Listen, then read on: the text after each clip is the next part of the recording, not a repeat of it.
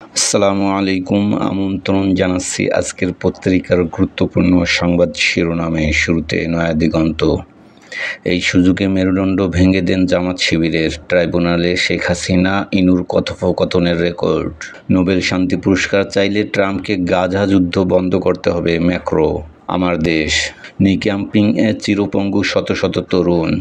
আন্তর্জাতিক অপরাধ ট্রাইব্যুনালে সাক্ষ্য হাসিনা ইনুর ফোনালাপ, তাহলে জঙ্গি কার্ডটা খেলবো আমরা? প্রথম আলো। বৈষম্য বিরোধী উপদেষ্টার জেলাপ্রীতি, মন্ত্রী পরিষদ সচিব ও একই পথে। মুসলিম নেতাদের সঙ্গে ট্রাম্পের বৈঠকের মধ্যেই গাজায় হামলা। নির্দেশনা দিয়ে দিছি, যেখানেই পাবে সোজা গুলি করবে। যুগান্তর। ইসির বিরুদ্ধে পক্ষপাতের অভিযোগ, শাপলা পেতে লড়বে এনসিপি।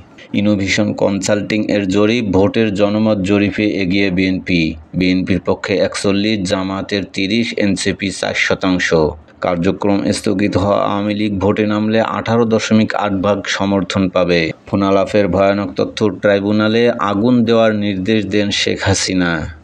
ইনকিলাব। আওয়ামী ডেভিলরা বেপরোয়া, ছাত্র জনতার প্রতিবাদ বিক্ষোভ, দেশ বিদেশে তোলপাড়। ফেব্রুয়ারির জাতীয় নির্বাচন স্বচ্ছ ও বিশ্বাসযোগ্য হবে, বিশ্ব নেতৃবৃন্দকে ডক্টর ইউনূসের প্রতিশ্রুতি। সমকাল।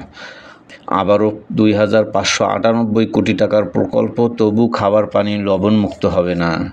এবার ইউরোপ থেকে ফেরত আসছে 52 বাংলাদেশি। ইতালি, গ্রিস, সাইপ্রাস ও অস্ট্রিয়া থেকে চার্টার্ড ফ্লাইটে তারা দেশে ফিরবেন আজ। কালের কণ্ঠ। বাড়ছে ভিসা জটিলতা, বিদেশ যাত্রায় ভোগান্তি। ভারতের ভিসা বন্ধের প্রভাব ইউরোপে। সিঙ্গাপুর, থাইল্যান্ড, মালয়েশিয়া, সংযুক্ত আরব আমিরাত, তুরস্ক ও মিশরেও জটিলতা চলছে। সেন্টার পরিবর্তন নিয়েও জটিলতা।